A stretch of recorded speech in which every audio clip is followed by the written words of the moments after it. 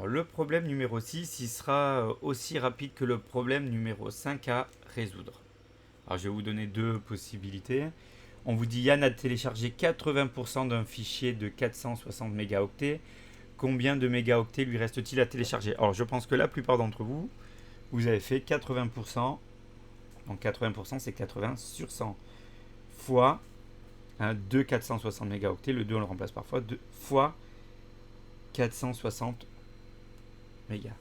D'accord. Alors, je rappelle, si vous voulez, en français, c'est 80% de 460.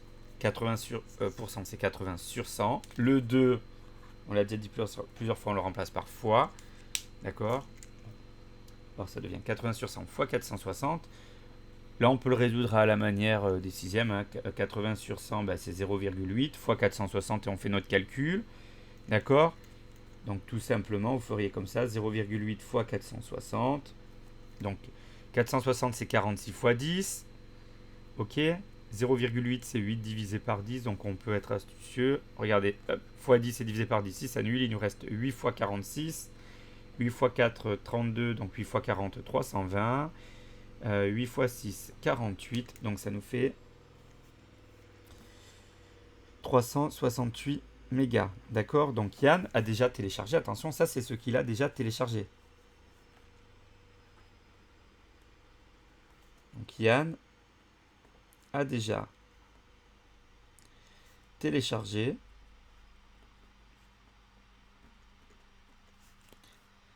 368 mégas. La question c'était combien de mégas lui reste-t-il à télécharger. Donc là on fera quoi? On fera 460 moins 368 et il nous reste 92 mégas. D'accord. Donc il lui reste 92 mégas à télécharger.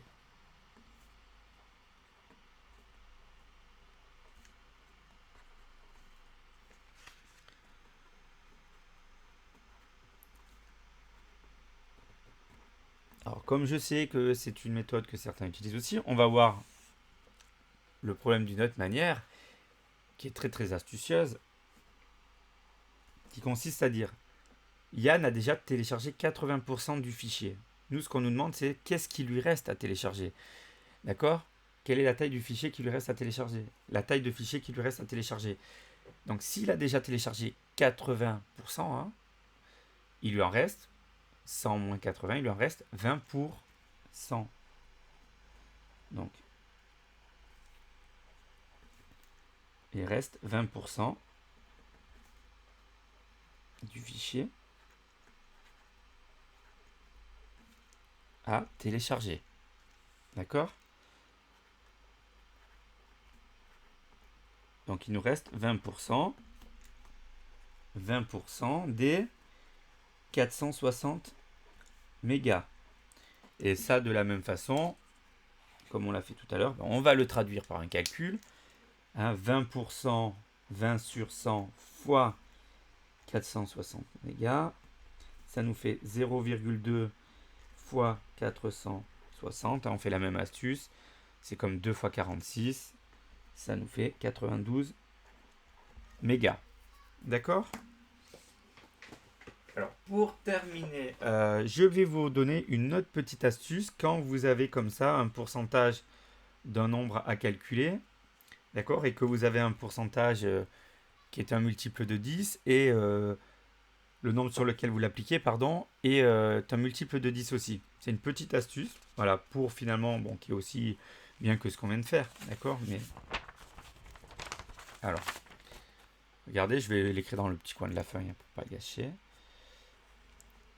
Regardez. 20 sur 100 fois 460. J'aurais pu le faire aussi tout à l'heure. Si j'ai appliqué bêtement les règles sur les fractions, c'est comme 20 sur 1. Je ferai 20 fois 460 sur 100. On est bien d'accord.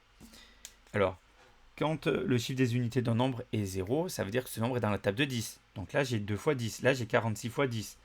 Et en bas, j'ai 100, qui est 10 fois 10. Donc, qu'est-ce que je peux faire? Allez, un 0, un premier 0, je barre un premier 0, je divise une première fois par 10, en haut et en bas. Je divise une deuxième fois par 10, en haut et en bas. Qu'est-ce qu'il me reste? Il me reste bien 2 fois 46 en haut, sur 1. Donc ça me fait bien 92. Vous voyez, on aurait pu faire la même chose là-haut avec le 80 x 460, le tout sur 100, un 0 en haut, un 0 en bas, un 0 en haut, un 0 en bas, et il nous restait 8 x 46. D'accord? Bon, c'était peut-être un peu moins facile 8 x 46 à faire de tête pour certains, mais dans tous les cas, c'est astucieux.